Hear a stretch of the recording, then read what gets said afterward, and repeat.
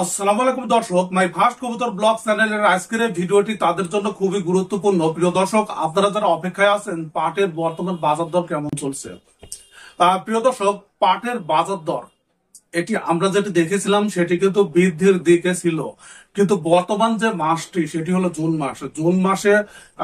June মাসের বিষয়টা কিন্তু বাংলাদেশে অনেক খুবই গুরুত্বপূর্ণ, কারণ এই জুন মাসে কিন্তু বাজেট ঘোষণা করা হয় এবং সেই সাথে জুন ক্লোজিং বলে একটা কথা থাকে।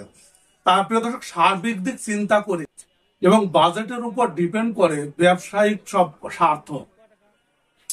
প্রিয় দর্শক, এবং এই বাজেটের উপর নির্ভর করে কৃষি পণ্য বা অন্যান্য পণ্যের বাজার দর কিন্তু আপ ডাউন করে।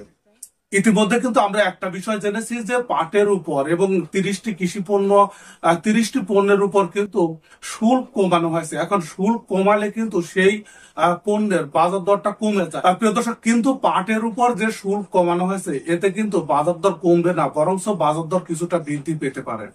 কারণ এখানে যারা ব্যবসা করছেন, যারা বিভিন্ন জায়গায় পাট রপ্তানি করছেন, পাটের সঙ্গে জড়িত, তাদেরকে কিন্তু খরচটা কমানো হয়েছে এবং এই পাটগুলো যে বাংলাদেশের মানুষ ক্রয় করবে তার থেকে বেশি পরিমাণ কিন্তু বিদেশে রপ্তানি হবে। প্রিয় দর্শক, যার জন্য এই কারণে কিন্তু পাটের বাজার দরটা কমবে না।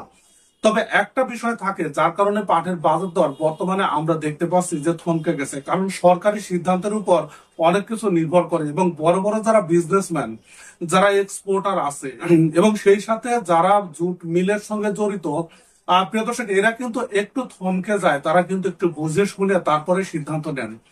তার কারণ হলো সরকারি সিদ্ধান্ত এবং বাজেটে কি আসে সেই বিষয়গুলো সম্পূর্ণরূপে তারা না দেখা পর্যন্ত কিন্তু কোনো সিদ্ধান্তে আসতে পারেন না, কারণ যেহেতু এই বাজেটের উপর অনেক কিছু নির্ভর করে। প্রিয় দর্শক, তারপরে বিভিন্ন জায়গার বিভিন্ন জেলার পাটের বাজার দর সম্পর্কে মাই ফার্স্ট কবুতর ব্লগ চ্যানেলটি যে তথ্য সংগ্রহ করেছে সেখানে কিন্তু আমরা দেখেছি যে পাটের বাজার দরের যে আপডেট বা যেটা হচ্ছে যে সামনের দিকে যাচ্ছিল সেখানে কিন্তু একটু পরিবর্তন হয়েছে, যার কারণ হচ্ছে যে এই যে জুট মিলগুলো কিন্তু স্বাভাবিক নিয়মে এখন আর জুট ক্রয় করছেন না। এর কিন্তু আরো একটি কারণ আছে, সেটি হলো সামনে ঈদুল আজহার সময় কিন্তু ছুটি থাকে এবং এই সময় বর্ডার গুলো কিন্তু বন্ধ থাকে, ছুটি থাকে, যার কারণে কিন্তু বিদেশে পাট এক্সপোর্টটাও কিছুদিন বন্ধ থাকে। এই সার্বিক দিক চিন্তা করে বর্তমানে আমরা যেটা দেখতে পাচ্ছি সেটি হলো বাজার দরটা থমকে গেছে। তবে বাজার দর কিন্তু নিম্নমুখী হয়নি। অনেকে হয়তো ভয় পেতে পারেন যে বাজার দরটা নিম্নমুখী হতে পারে বা হয়েছে, এই ধরনের কোনো ঘটনা ঘটেনি। আজ বাংলাদেশের সর্বোচ্চ যেটি হাই কোয়ালিটির পাটের বাজার দর সেটি কিন্তু 3200 টাকা পর্যন্ত, অর্থাৎ 31 থেকে 3200 টাকা পর্যন্ত, এবং যেগুলো লো কোয়ালিটির সেই পাটগুলো কিন্তু 2500-2600 টাকা করে বিক্রি হচ্ছে।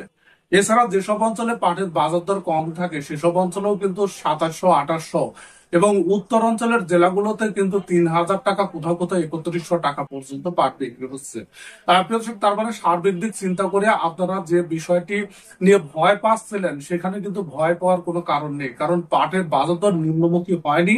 পাটের বাজার দর কিছুটা এই কয়েকটি কারণে একটু স্থির আছে, অর্থাৎ তার স্বাভাবিক গতিটা পরিবর্তন একটু লক্ষ্য করা যাচ্ছে, এবং যখনই ঈদ পার হবে তখনই কিন্তু আবার নিজস্ব গতিতে পাটের বাজার দরটা সামনের দিকে যাওয়ার সম্ভাবনা বেশি।